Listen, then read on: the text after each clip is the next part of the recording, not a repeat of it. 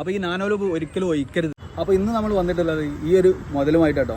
അപ്പോൾ ഈ ഒരു നാനോലൂബിനെ കുറിച്ചിട്ട് എൻ്റെ ഒരു പേഴ്സണൽ എക്സ്പീരിയൻസ് ആട്ടോ പറയുന്നത്. അപ്പോൾ നമ്മളെ വാഹനത്തിന് ഈ ഒരു പ്രൊഡക്റ്റ് നമ്മൾ ഒഴിക്കാൻ വേണ്ടിയിട്ട് പോകും. ഇപ്പോൾ നമ്മൾ ഒഴിക്കുന്നത് റിറ്റ്സ് പെട്രോൾ വണ്ടിയിലാട്ടോ. ഇതിന് മുന്നേ ഞാൻ യൂസ് ചെയ്തത് ഒരു ഡിസൈർ ഡീസൽ വാഹനത്തിലാട്ടോ. ഇതുപോലെ ഒരു പരീക്ഷണാടിസ്ഥാനത്തിൽ ഒഴിച്ചതാണ്. വാഹനത്തിന്റെ എഞ്ചിനിൽ ചെറിയ സൗണ്ട് ഉണ്ടായിരുന്നു. അപ്പോൾ ഈ ഒരു എഞ്ചിൻ ഓയിലിന്റെ കൂടെ ഒഴിക്കുന്ന അഡിക്റ്റീവ്സ് ഒഴിച്ചതിന് ശേഷം നമ്മുടെ വാഹനത്തിന്റെ സൗണ്ട് മാത്രമല്ല കേട്ടോ, ഒരുപാട് മാറ്റങ്ങൾ വന്നു. വാഹനത്തിന്റെ എഞ്ചിനിലെ ഹീറ്റ് കുറഞ്ഞു, അതേപോലെ മൈലേജിൽ ചെറിയ വ്യത്യാസം വന്നു. വാഹനം ടോട്ടലി ഒന്ന് സ്മൂത്ത് ആയിട്ടോ. അപ്പോൾ നാനോലൂബ് ഒഴിക്കുന്ന സമയത്ത് നമ്മുടെ ഓയിലിന്റെ അളവ് കറക്റ്റ് ആണോ എന്നുള്ളത് ശ്രദ്ധിക്കുക. അതേപോലെ നല്ലവണ്ണം മിക്സ് ചെയ്തിട്ട് ഒഴിക്കുക. കൂട്ടത്തിൽ നമ്മൾ എയർ ഫിൽറ്റർ പ്ലഗ് ഒക്കെ ഒന്ന് ചെക്ക് ചെയ്യുക. റീപ്ലേസ് ചെയ്യാൻ അയക്കണമെന്നുണ്ടെങ്കിൽ റീപ്ലേസ് ചെയ്യുക. അപ്പോൾ ഇത് സ്ഥിരമായിട്ട് വയ്ക്കുന്ന ഒരാളുണ്ട് കേട്ടോ, മാരുതിയിൽ മാസ്റ്റർ ടെക്നിക്കലാട്ടോ. മുപ്പരോടൊന്ന് ചോദിച്ചു നോക്കാം നമുക്ക്. വണ്ടി നല്ല സ്മൂത്താ, കാറാണെങ്കിലും നല്ല ഗിയർ ഷിഫ്റ്റിങ്ങും ആക്സിലറേഷൻ ഒക്കെ നല്ല സ്മൂത്താ. വേറെ കുഴപ്പങ്ങളൊന്നുമില്ല. പിന്നെ ഇവിടെ ഡീസൽ വണ്ടിയിൽ ഇപ്പോൾ ആബിദിക്കാൻ്റെ ഒരു എഞ്ചിനീയറിന് വരാം. മൂപ്പരും ഇതേമാതിരി ഡീസൽ വണ്ടിയിൽ കറക്റ്റ് വയ്ക്കുന്ന ആളാണ്. ഇപ്പോൾ മൂപ്പര് സാധനം ഓടിച്ചോണ്ട് പോകും, ഇവിടെ സർവീസ് ചെയ്യുമ്പോൾ മാറ്റിക്കും.